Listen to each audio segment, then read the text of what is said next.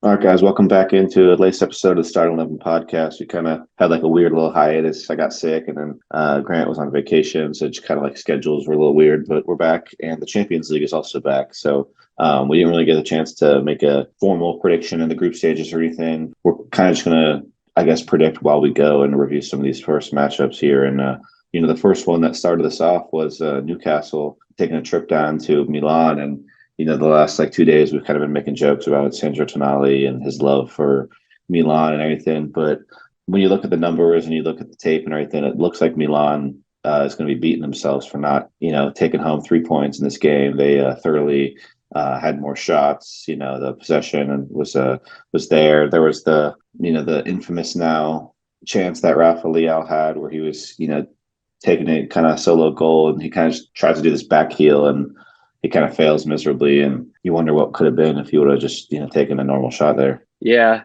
I don't know. That was kind of more boring game, I guess, when I saw that was like one of the first Champions League fixtures of the year because there was like two 12:45 games. I was pretty excited to see that one just because Newcastle back in the Champions League, AC Milan, kind of their rise back from that massive fall from grace they had there for a while, and kind of a young, new built AC Milan team. I was pretty excited. That ended in what, a 0-0 draw. Yeah, Milan's definitely kind of disappointed because that was their home fixture, and Newcastle, pretty tough opponent. But both these teams, if I can, no, that's a pretty tough group, isn't it? Yeah, it's PSG and Dortmund as well. Yeah, so that'll be interesting how that all plays out. Points are definitely crucial in this one, and honestly, like that group in general, like I think is super hard to predict because there's no like superstar studded team, and all the teams can kind of be like inconsistent in certain ways. And I think there are some teams in that group, PSG, Ousmane Dembele, that you can't really rely on as far as like injuries go. You never know what's going to happen. So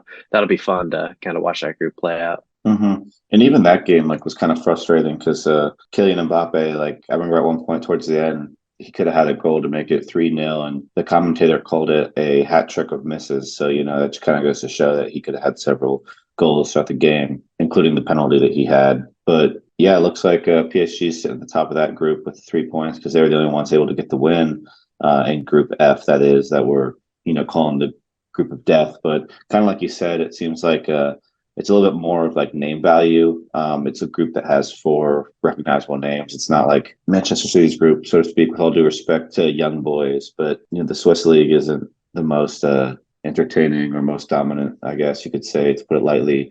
But yeah, there's four teams that have like recognizable names and have like a history to them. So maybe not PSG, but the other ones have a history to them at least and have some success. So yeah, we're sitting on top with PSG, Newcastle, and Milan, and then Dortmund sitting there at last. But I guess in their defense, they were playing on the road, so they still have a chance to draw even with Paris when they go back to Dortmund for the next fixture. Having said all that, Grant, one game in, who are the two teams that you think are going to move forward? I think AC Milan and PSG will move through. I just think Dortmund, they lost a lot of talent in the likes of like Jude Bellingham last year. Marco Reus, another year older. I don't even think he's starting consistently. Infamously known for his injury problems. Lost some good depth pieces like Mohamed Dahoud to Brighton, and then just they're notorious chokers. They honestly, I think Dortmund's going to finish last in that group. Newcastle, I don't think will go through because the way they started the season in the Premier League, that's kind of the focus now. Just because you got to value the league, that's the way they're going to get back in the Champions League if they Right. have a chance. That money, yeah. So you got to focus, obviously, attract talent like Sandro Tonali, in my opinion, even if Newcastle were to bid that, and we all joke about, and it's kind of seeming like he does love AC Milan more than Newcastle. Can't blame him, but I don't think you attract targets like that if you're not like consistently at least battling for the Champions League. I think everyone goes into the Premier League knowing it's going to be kind of a battle and you're not guaranteed. But when you're finishing potentially down where Chelsea did last year, where Man United and Chelsea are at this year with those rough starts, like you really gotta focus on the league more than these extra competitions. And I think I'm going to agree with you that you said AC Milan and PSG, correct? Yeah. Yeah, I'm gonna have to go ahead and agree with you. I think PSG will probably ultimately win. I'm not sure if you distinguish the two or not, but I'm gonna go out on a limb and say PSG is gonna win the group. Moving forward, though, to the next set of games that were really, really big on Tuesday, Barcelona. Barcelona and Antwerp were playing, and we were excited for that because last year Barcelona stumbled out. They were kind of in that group of death last year, and they got third place, so a little bit short, and they stumbled out of the Europa League. So it was kind of an upsetting finish to their European campaign, despite the great season in the league. It was kind of bittersweet, I guess. So it was great to get some redemption here with a 5-0 victory. And then, the new man in town, Jeff Felix, getting on the scoring sheet twice with two goals, one in each half. So I see you cheesing there when I started saying that. Yeah.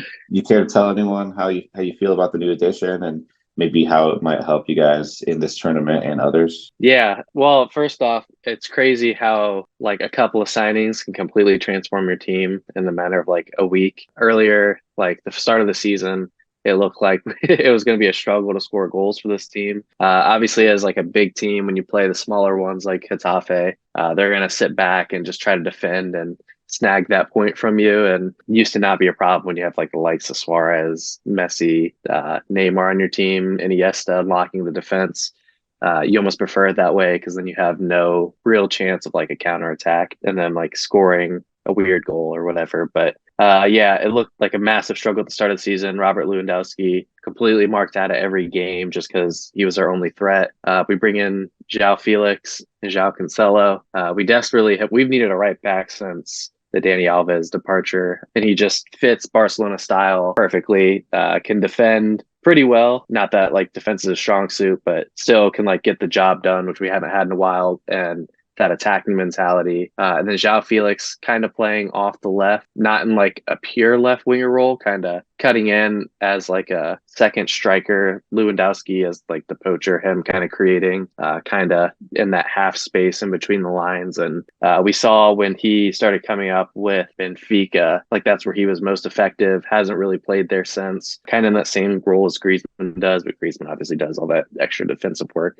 And Atletico Madrid wasn't really utilized properly. Chelsea, obviously, an absolute mess. So, yeah, super exciting. And we've seen like Robert Lewandowski that game just has more space, more confidence, is happy with like, because he did have the criticisms of us not playing attacking enough. And I think he had like some comment after the game was like, see what happens when we play our attacking football. But yeah, so I'm super excited. Ferran Torres, too, like his game time this year, he's looked really good. So, looks like we have the depth and super excited. And just last thing, I remember when the Champions League draw was happening, I texted you my perfect group and you were making fun of me because it was a cakewalk and it was almost the exact group I wanted Yeah, outside of, I forget who, but I mean, the team that replaced them is about the same level anyway. So I think I right. didn't want Porto, but I think Porto in our group. But I Yeah. mean, if this was a couple weeks ago, maybe didn't have the confidence that we could.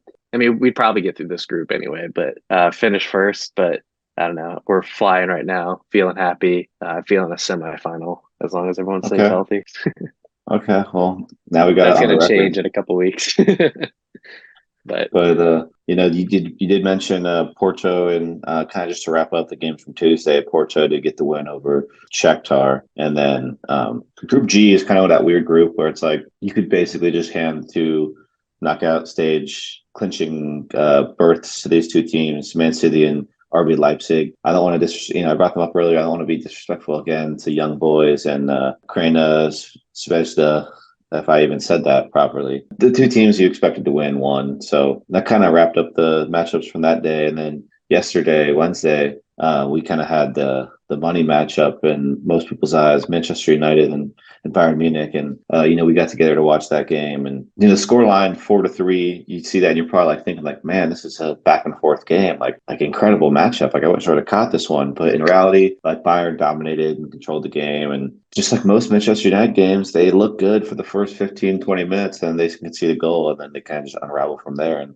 that's pretty much what happened on Wednesday night. yeah, and it wasn't, I think the opening goal was that Onana mistake, which isn't Hmm. a super, like if you score like what was it in the FA Cup final, that Gundogan goal, like an absolute worldie early, it's like, all right, there's like nothing we can do about that. Dude hit a volley, pulled up, like whatever. But when you're playing so well for the first team 15 minutes against like a Bayern Munich, and you're like, all right, like maybe we can pull something out of this game. And then you concede that. It just is like, oh yeah, we're Manchester United right now. Like can't have nice things. But Exactly. yeah. I mean, I thought Bayern was pretty sloppy on the night too. What were the goals? They had that Casemiro like kind of slipped on the ball, but like poked it in Hmm. kind of goal. And then that That header at Bruno, the end too. yeah, the header, and then Bruno had that free kick that Casemiro barely like tapped in. Like goalkeeper probably should have came out and grabbed that. But yeah, Bayern not looking too hot, but they're one of those like Champions League royalty teams. Usually they can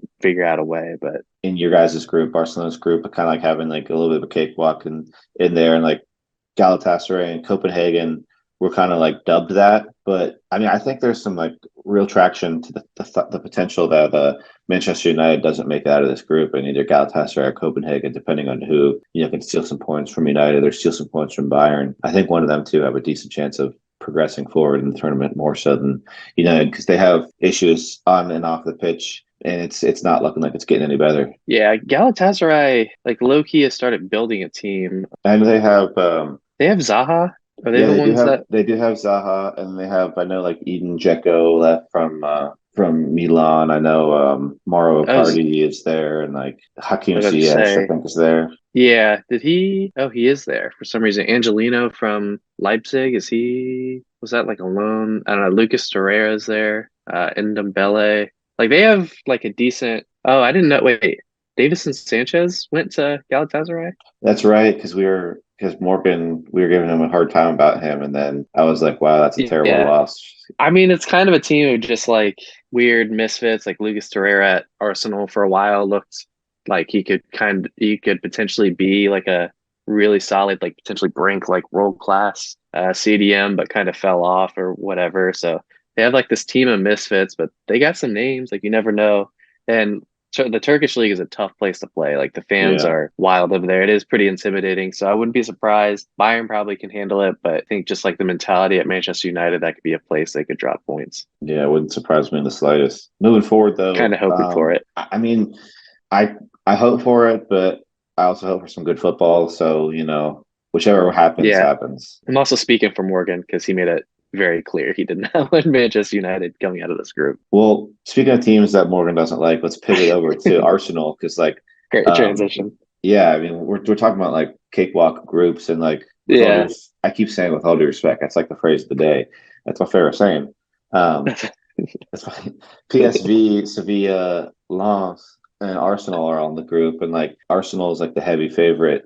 And I mean, Danny, your roommate, Arsenal fan, Yep. resident, provider of content for us. It seems like he was chiming in and saying like, out of all the teams in the group, PSV was the one that I thought would give Arsenal the most fits or be the most competition with points and everything. And then Arsenal goes out there and Saka nets one before 10 minutes even happens, and before halftime, they already have thrown it 3-0, and then Odegaard finishes off, get them a goal, just goal. Yeah.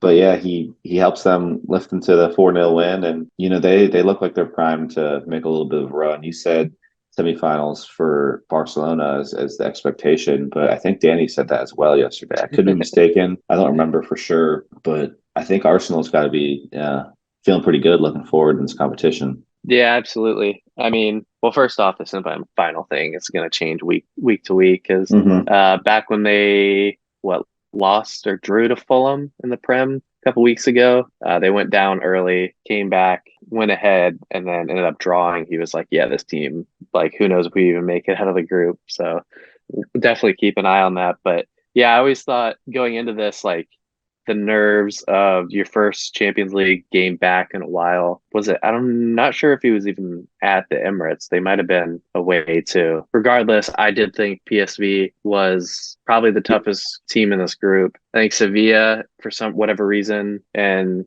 competitions that aren't La Liga are pretty dominant. They're probably purposely aiming for that Europa League Yeah, spot because that's pretty much a guaranteed trophy for them at this they're point. for sure trying to drop down. Yeah, and then who's the other team in that group? PSV, Sevilla, And long, um, Lon. Yeah, shout out to Evan. I'm sorry the pronunciation, but I mean they finished. They almost. last week of the year could have, I think if PSG didn't win their game, and I think they did with like a pretty late goal, Lens would have won the league. But right now, I think they're sitting last in the French league, which isn't a great sign. But yeah, the other two thought was going to be pretty good competition. If I'm not mistaken, I think PSV won the Eredivisie last year. Could be I think it wrong, was but Feyenoord. okay. Yeah, you I might be think right. But still, that's like a dominant Dutch team. I say they're a top five league in the world because the French league, not top five. I thought I was going to give them some problems. Obviously, I think they still need depth kind of to go far in all the tournaments. But yeah, I mean, that was an impressive first game. Great start, gives you confidence going forward. 100%. Now, moving on to, I guess, some of the other powerhouses that we have. There's, Napoli picking up 3 points in their group. Real Madrid also in that group picking up 3 points. The Madrid game was interesting because it looked like they were going to have a draw with Union Berlin, and that would have been massive for Berlin, of course. But then, the man who keeps saving them in the last minute, it seems like all season so far, Jude Bellingham with the 94th minute goal. Granted, it was pretty fortunate, just landing right in his lap, and he got a chance to tap it in. But a goal's a goal, and a win's a win. So, his strong season continues, and they're going to continue to build from here. They're going to have Vinicius Jr. coming back next time around, probably. Definitely by the time it comes down to the home stretch, they'll have Vinicius back. So they look primed to either win the group or second place with Napoli in that group too. Just like we talked about the City and Leipzig group. Unfortunately, as fun of a story as Union Berlin is, it looks like it's going to be those two teams we just mentioned. Yeah, Real Madrid has been frustrating as a Barcelona fan. To be fair, too, that Jude Bellingham goal for the game, if you're just looking at like the score, you're like, oh, like Union Berlin, but they were kind of on the defensive. It was at the Bernabeu, so pretty tough place to play. I think Berlin were going in just trying to have like secure take whatever they could a point. It came down to the last minute. Jude Bellingham, like you said, has been doing this all year. Unfortunately, I thought with Vinicius being out, this might be a time we can at least tie it up in the league or go ahead of Madrid. Hopefully they drop points, but they've just been doing this all year. But Napoli, like last year was the year, and I feel like it's such a kind of disappointment because you look at them now. I was wondering what they were going to do in the transfer window to bolster that team back. I know they're willing to sell pretty much anybody on the team just so they can have the money to try and keep Kvaratskhelia and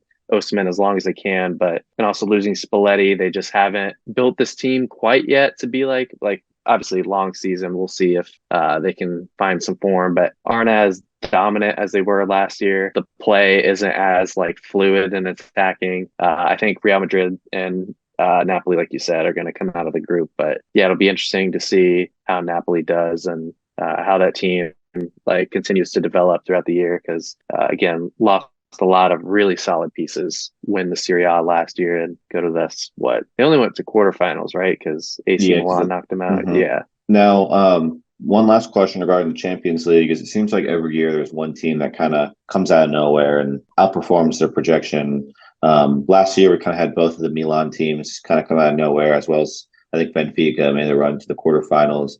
And then there was the one year where I think was it Sociedad who beat, or no, it was Villarreal who beat Bayern Yeah. Munich. Bayern. Yeah, yeah. So you always got in Ajax the Final Four run when Liverpool won the Champions League. There's always that one team that kind of just like makes that run that no one's really expecting. Is there anyone that you can think of that I know it's been one game, but is there anyone that you could see making a run further than what we could, just their name value provides? I'm going to go with a Spanish team. I mean, this definitely might not happen, but I'm really trying to pick like a true underdog. And they drew this week with Inter Milan. I'm going to go Real Sociedad. From what I've seen, like in the league, like how they play, they look kind of dangerous. I think they're a sneaky team. And I think the group right now, Salzburg has 3 points.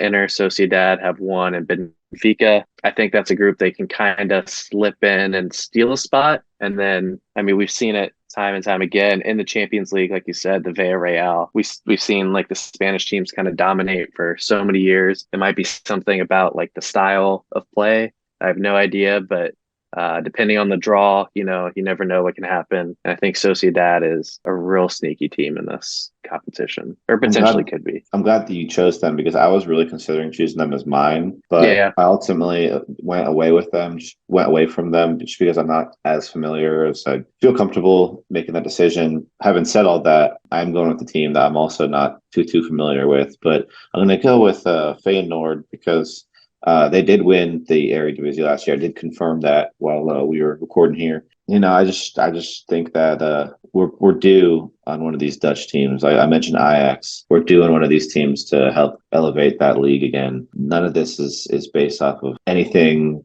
to back me up with yeah, real numbers or real substantial information. This is just kind of like shooting from the hip. So hoping they live up to that expectation for me. I was also thinking Lazio because of the way that they equalized the game against Atletico Madrid late with that goalie header. That was really awesome. I think, just moments like that, teams can rally behind. But Feyenoord leading the group, I just kind of was like, I'm gonna go with them instead. So it's definitely gonna be yeah. someone from that E group for me. Yeah, I was about to say that's a good shout because like I could see maybe not Celtic, but it only takes a couple games to swing some points. Feyenoord, great shout. They got the 3 points early, but yeah, I could see three of those teams, like if any kind of combination going through. I think Mm-hmm. that's a great shout. But shout out Lazio's goalkeeper, more goals than Mudryk in 2023-2024 season so far, It's and in pretty the sad. Champions League. That's Yeah. pretty sad, to be honest. Speaking of people, getting their first goals in the Champions League, I'm glad that Saka scored so early in that game because now the memes like about like,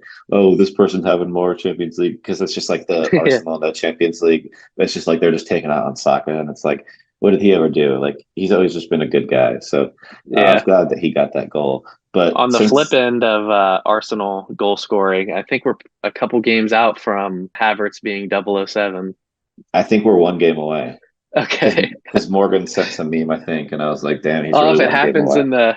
happens in the North London Derby. I was would say that's the last topic I have on the rundown. It's like North London Derby. So like predictions, projections. Who do you think's going to win? Does Kai Havertz shake the 007 allegations? That's like the main question, really. Yeah. Let's see. 9 o'clock Sunday our time, Eastern Standard Time at the Emirates. I don't know. I mean, Spurs have had all week to prepare for Arsenal because no European competition. Arsenal just had played all their starters against PSV, potentially in the Netherlands, which isn't too crazy of a, but it's still traveling. They played Wednesday, so it was like the later of the I actually looked it up, two. and they did play in the Emirates this past week. Okay. Okay. I don't know. Like Arsenal in the league this year haven't been too crazy. I mean, they won what last week, 1-0 against Everton. They've It been was a kind of late hard goal. to read recently. Spurs just seem on an absolute high, so it's hard to like bet against them. But again, rivalry at the Emirates. Sorry to say, Morgan, I'm probably gonna go like a 3-2 Arsenal win, maybe a 2-2 draw. Yeah, But that's I'm still good for where we saw Spurs last year. I mean, right. can't And complain about that. the preseason projections, like none of, I don't think, I mean, Morgan, as a Spurs fan, he's going to ride with them. So I don't know if I can chop it up to him having seen this coming. But, we're united, and I don't think we even predicted them to get to the Conference League or anything. We had like Villa ahead of them in our predictions, I think. So definitely, like you said, it's definitely great for them considering the expectations. Plus, like on the road, Arsenal, like if you can get a point and prevent them from getting points too. It's like I guess it's a Mhm. plus. And they have Liverpool next week, so Wait, we'll Arsenal see. do or Spurs do? Spurs have Liverpool the next week. Okay. So it'll be interesting to see, like, they put all their eggs in one basket or if, like, they can manage the two of them. Because sometimes teams get caught looking ahead, their next few fixtures and everything, and you can get caught slipping. Yeah, and these early European competitions for Liverpool and Arsenal, I mean, you got to kind of focus on those as well. Seems like obviously both teams are going to be pretty serious about those. So, but yeah, honestly though, like I say, I feel kind of confident about like a Arsenal win, but I could see it going either way. I mean, Ange probably has those guys fired up, ready to go. So I'm excited to watch that. I think we're going to watch that together Sunday. So I'm Right. excited. I'm excited too. Liverpool and West Ham play at the same time, but it's just gonna be like I'll have to like have that on the side and like have Yeah. my main focus on the rivalry game because I mean it's a rivalry game. What's funny to me is I think on the Peacock, not Peacock, normally during the Sunday night or Sunday games and Saturday games, like NBC will have like the main game on like USA, like cable network, and Yeah. the other games on Peacock, the streaming service. And I'm looking at the games this week, and I think it's like Bournemouth versus like Brighton is the like game that's on like USA cable, which is just kind of funny because you got West Ham and Liverpool, and you got Tottenham and Arsenal, and it's like out of all the games to put on like the like main game. Kind of funny to Yeah. me. Like our equivalent to like Sunday night football, Monday night. Exactly. Let's see. Oh, they shifted it to Sheffield and Newcastle is the late game Sunday. Okay.